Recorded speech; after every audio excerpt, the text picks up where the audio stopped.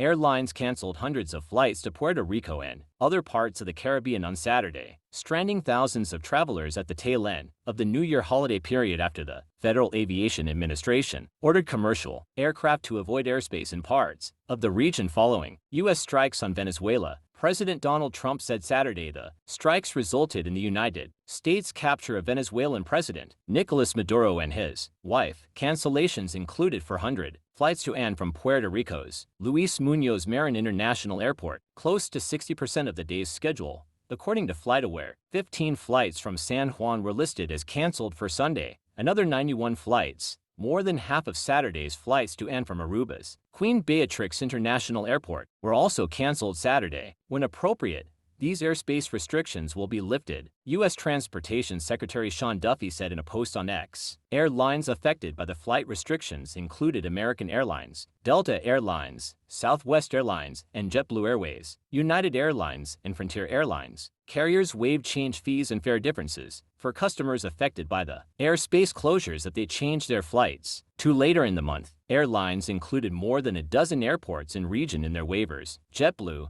which has a large operation in the Caribbean, said it canceled about 215 flights due to airspace closures across the Caribbean related to military activity. The airline noted that flights to the Dominican Republic and Jamaica were not affected by government restrictions. American Airlines said it canceled all of its flights in the Eastern Caribbean on Saturday. Dutch airline KLM also warned travelers about disruptions because of the airspace restrictions, potentially affecting Aruba, Bonaire, Curacao and other flights. Though such broad restrictions are often temporary, some flight crews were also stranded, so airlines could need extra time after the flight bans lift to reposition staff. Major U.S. airlines haven't served Venezuela directly for years. American was the last of the major U.S. carriers to stop flying to the country in 2019 amid and rest their airspace closures in response to military activity and other safety concerns have forced airlines for years to take longer routes to avoid restricted airspace or pause service altogether in recent years, including in and around Russia,